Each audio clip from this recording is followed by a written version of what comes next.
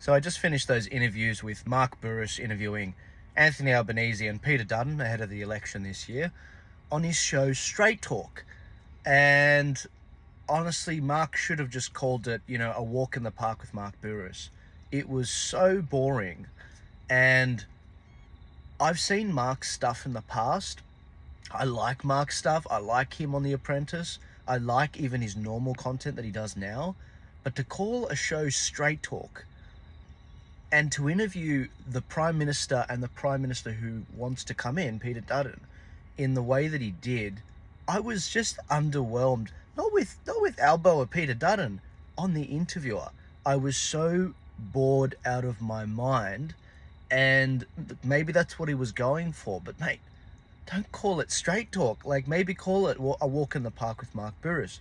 I was just, I'm pretty annoyed about this, because Mark is one of the few people that is in the alternative media that has his own platform and has been granted this interview with the Prime Minister and maybe the Prime Minister-to-be, Peter Dutton. And to ask some hard-hitting questions is something that's totally up Mark Bouris's brand. It's right down his alleyway. And it's really frustrating, because like a guy like me, a guy like Primod, a guy like Rukshan or Ravi, they won't be able to get interviews with these guys. They won't. But Mark Bouris can. And it's a shame to see that it wasn't a harder interview. I watched a third interview, and it was Pauline Hanson on this other podcast as well. And it was an hour and 40 minutes, and it only came out this week, and it did so well.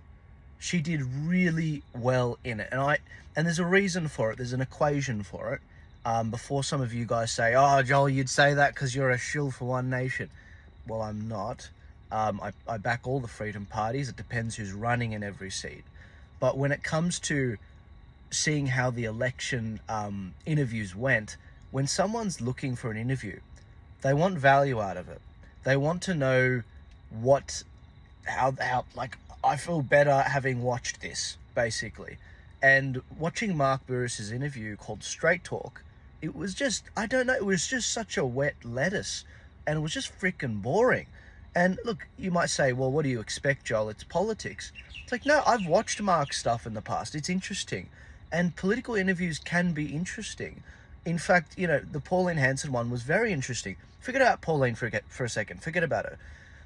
In Canada, in the USA, obviously the US election is like the peak of crazy in terms of politics. But even in Canada, Pierre Poilievre, he's the alternative Prime Minister. He sat down with Jordan Peterson for 2 hours, and it was riveting. It was interesting. It was funny. It was fascinating. And it's not even my country. I've never been to it, but it was really fascinating. And I just didn't get any of that from those interviews with Peter Dutton and Anthony Albanese on Mark Bouris' show. And on top of that, the UK elections. I mean, they just had an election in July with Nigel Farage and the Reform Party, and it was spicy. It was freaking spicy. I loved it. There's so many awesome interviews Nigel's done where he commands the room, and the interviewers, they throw some spice at him, and it gives him an opportunity to hit it back. Because the problem is, when your interviewer hits you with really wet lettuce questions, you really have to bring the fire to sort of spice it up a bit to get the headlines. But if the interviewer is really just giving you really good balls that you can hit, really good curve balls, it makes it even easier for the interviewer to actually, for the interviewee, Peter Dutton or Albo, to actually play with it. But when the interviewer doesn't give you something to work with, it's really frustrating. Again, I'm no expert, but I'm a serial consumer of political content.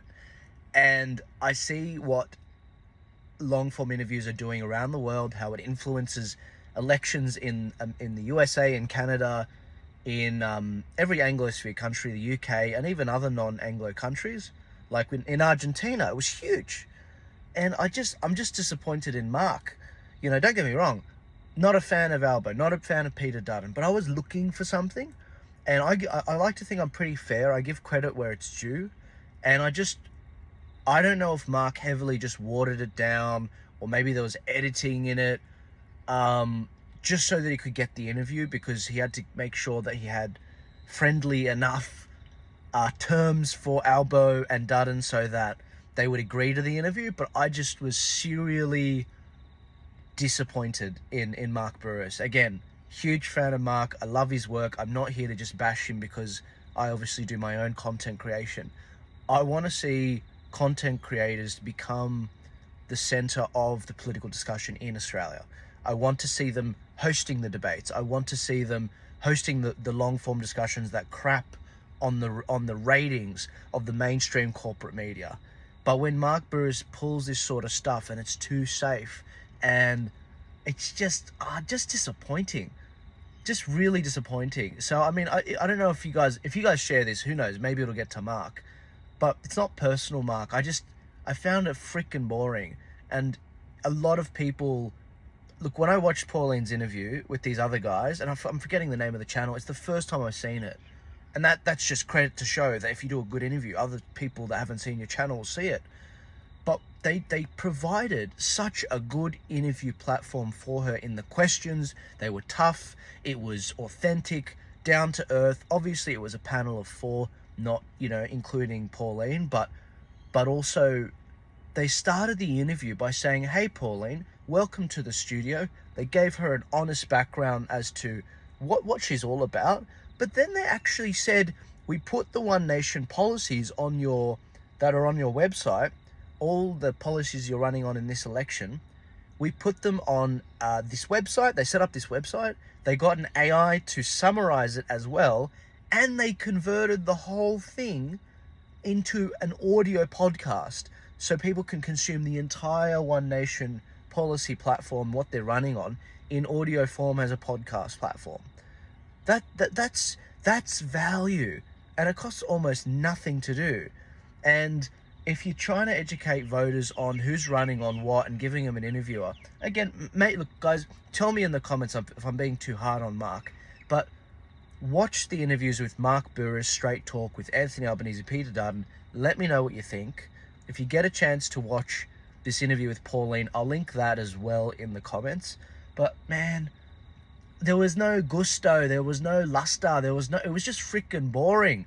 And forgive my, just ad hoc way of saying it, but it was just boring.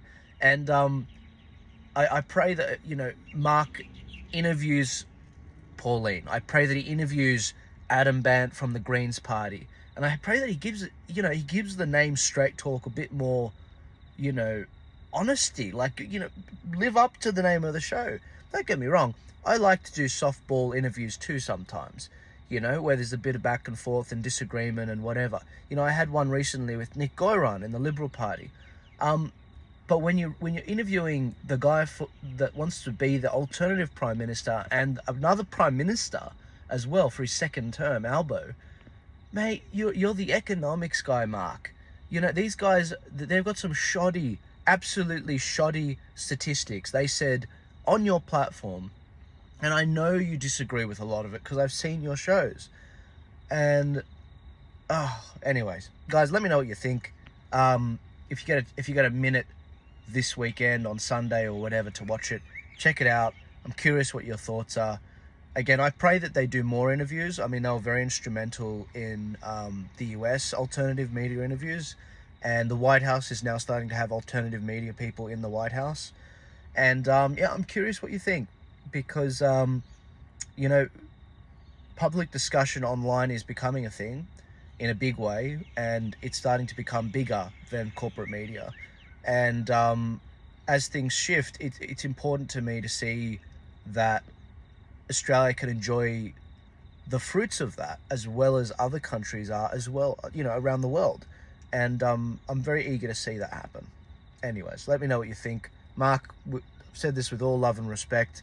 I pray that, not telling you how to run your ship, but I've just got to be honest, man. I've got to give you some straight talk. I was really disappointed. I thought it was going to be a bit more of a straight talk, honestly. But anyways, have a good weekend, guys. Take it easy. Love you all. See you on Monday.